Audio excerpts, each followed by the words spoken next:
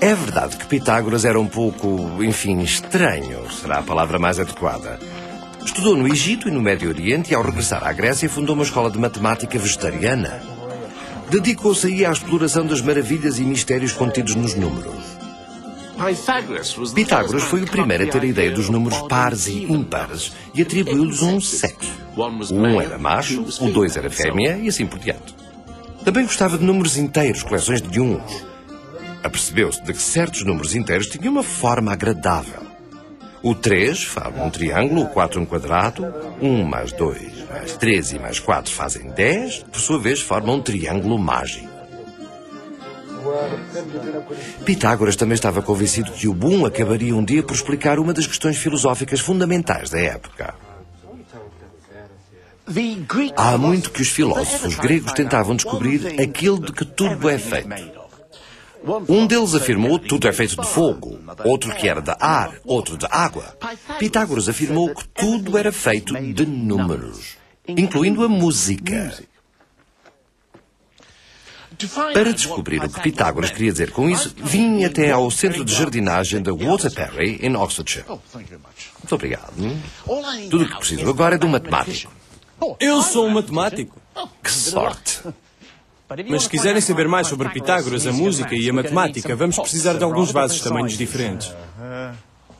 Ali estão eles.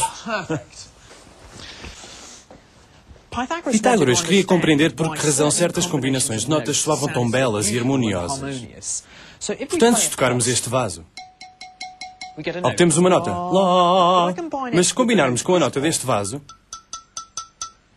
Lá, resulta uma má combinação. Vamos ouvi-la juntas. Não funciona lá muito bem.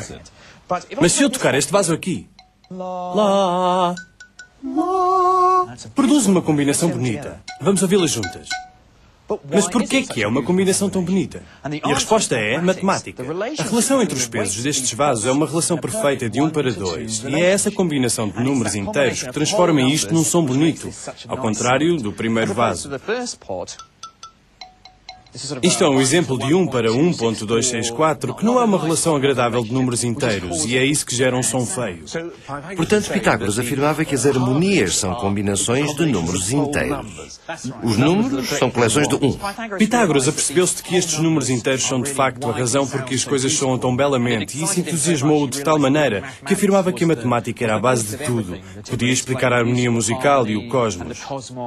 E foi por isso que ele inventou a frase "a música das esferas". Vamos? Não?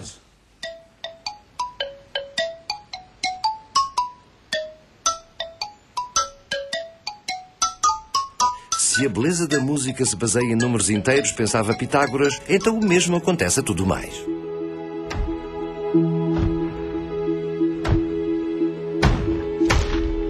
E uma vez que os números inteiros são coleções de uns, o 1 devia ser a matéria essencial da qual o universo é construído.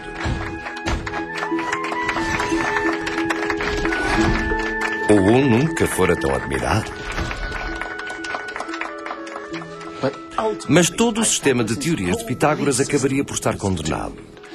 Ironicamente, seria o triângulo que o tornara famoso a causar a sua ruína.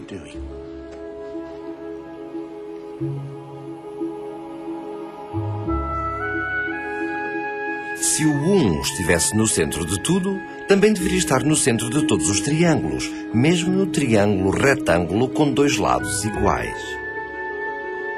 O problema é que não está. Pitágoras continuava a tentar fazer com que os 3 lados contivessem o mesmo número de unidades, só que isso não era possível. Quando um dos seus discípulos tentou chamar a atenção para este facto, os outros afogaram-no. Todo o sistema de teorias de Pitágoras de que o mundo era feito de unidades era mentira.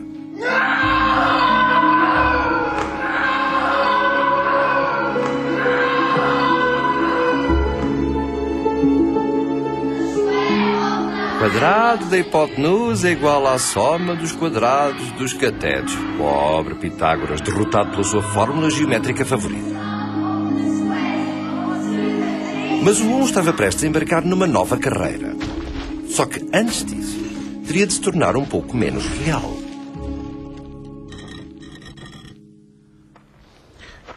Como todos antes dele, Pitágoras não era capaz de conceber os números a não ser que eles representassem coisas reais.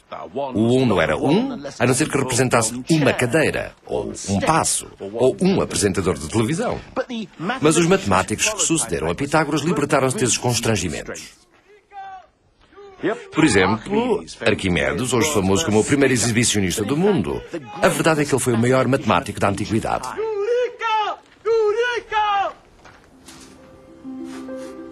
Arquimedes adorava fazer jogos com números. E levou a matemática para o campo do inimaginável, porque nesses jogos conseguia que os números fizessem coisas impossíveis. Tal como calcular quantos grãos de areia seriam precisos para encher o universo. E por muito tolos que alguns desses jogos matemáticos pudessem parecer, tinham por vezes resultados práticos de que ainda beneficiamos atualmente.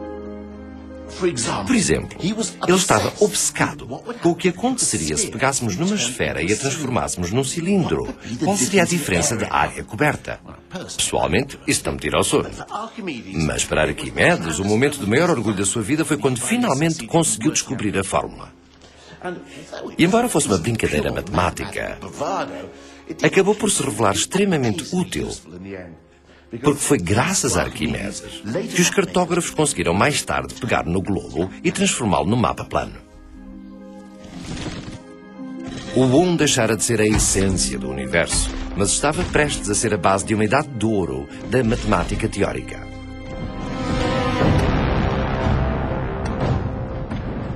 Só que havia uma nova força no mundo e o 1 estava em risco de ser dominado por pessoas que tinham obsessões bem distintas.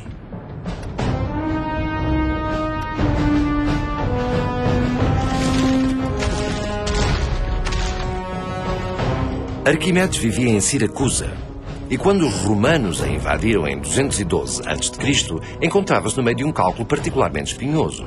De facto, estava tão concentrado no seu trabalho que só conseguiu dizer: "Por favor, não me estraguem isto."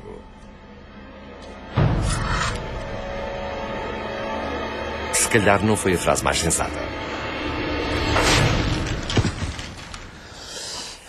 E foi o fim da matemática teórica no mundo clássico. Os romanos não estavam nada interessados em abstrações como o modo de calcular o peso de todas as cabras que alguma vez tinham vivido. Eles interessavam-se pelo poder. Quer gostasse disso ou não, o 1 era agora um súbdito romano.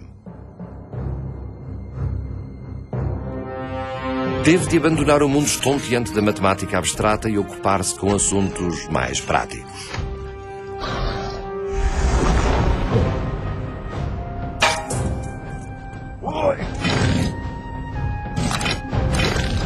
Tornou-se a espinha dorsal do mundo de Roma quando os romanos o usaram para imporem uma grelha numérica rígida nos seus exércitos.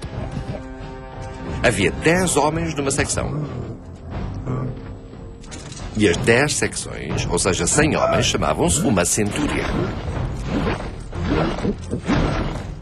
2 centúrias formavam um manipulos, que significa literalmente uma mão cheia, o que imagino que 200 soldados romanos devessem realmente ser. Mesmo as punições eram aplicadas segundo princípios numéricos.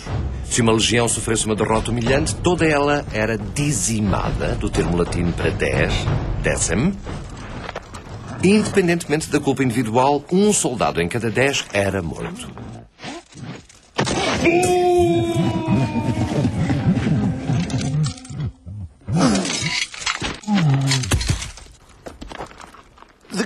O grande objetivo do mundo romano era manter as coisas a funcionar. A matemática teórica não lhes dizia grande coisa. E digo-vos, isso não me surpreende. Ou seja, os números romanos também não facilitavam muitas coisas, pois não, reparem. São apenas uma elaboração dos antigos entalhos em ossos, sendo a única sofisticação os novos símbolos que surgiam à medida que os números se tornavam menos manejáveis. V para 5, X para 10, C para 100 e assim por diante até o símbolo de 1 milhão. Mas continuava a não ser o sistema de contagem simples. Era adequado para as inscrições em pedras tumulares, mas pouco prático para as complicações da matemática teórica. Tentemos escrever 1000 milhões assim. Nos numerais modernos leva cerca de 8 segundos. Sei porque tentei fazê-lo. Na numeração romana levaria algo como 16 minutos. Não é, pois, de surpreender que a numeração romana não fosse sequer usada para efetuar cálculos. Os cálculos tinham de ser feitos numa tábua de contagem, o precursor do ábaco.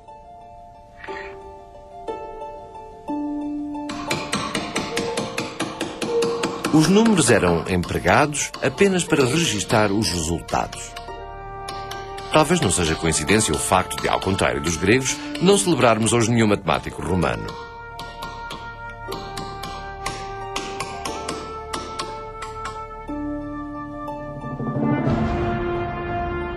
À medida que o poderio romano se difundia, o mesmo acontecia ao seu sistema numérico.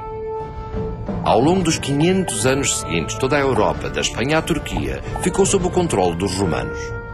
Mas mesmo quando o Império se desmoronou, a sua numeração continuou a ser usada.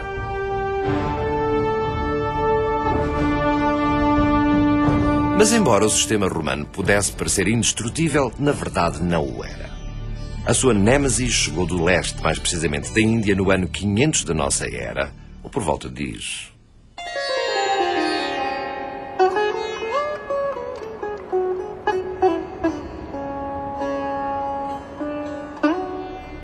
Acontece que o Um tinha um primo indiano que durante algum tempo vivera numa atmosfera mais rarefeita.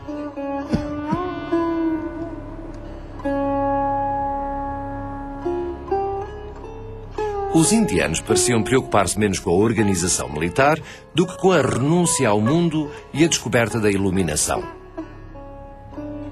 Mas o Nirvana não estava ao virar da esquina. Alcançá-lo implicava um caminho muito, muito longo que levava muito, muito tempo. E para transmitir essa noção, os indianos inventaram números espantosamente grandes.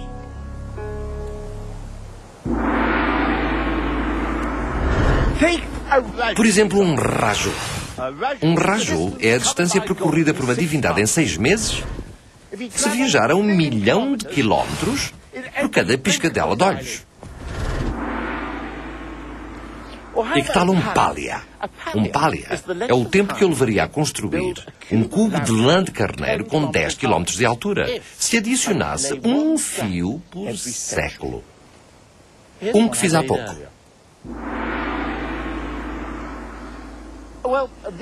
Isto era um tipo de números que nos poderiam fazer, digamos, sentir pequenos, se não tivéssemos uma ajudinha dos amigos do bom.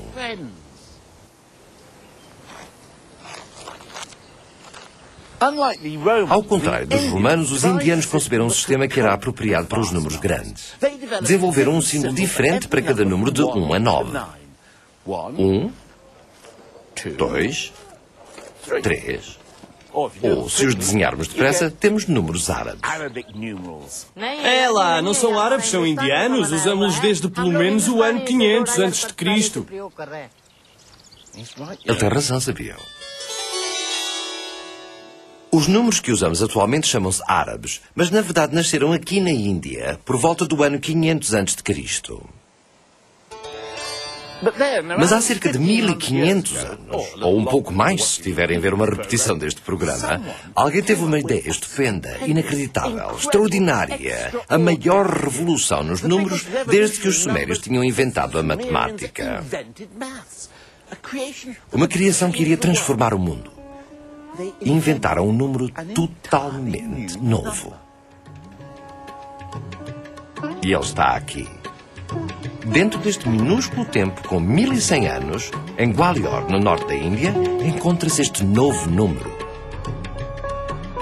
E no termo de uma viagem de 6.000 quilómetros, vou finalmente conseguir vê-lo.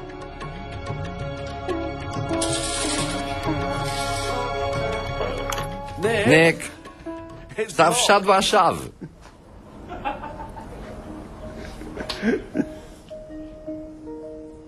Vamos esperar então. E enquanto esperamos, começo a interrogar-me. Por que razão este novo número não foi inventado mais cedo? É um número tão pequeno, tão simples, que dizê-lo pouco tempo leva e escrevê-lo ainda menos. Cá está ele.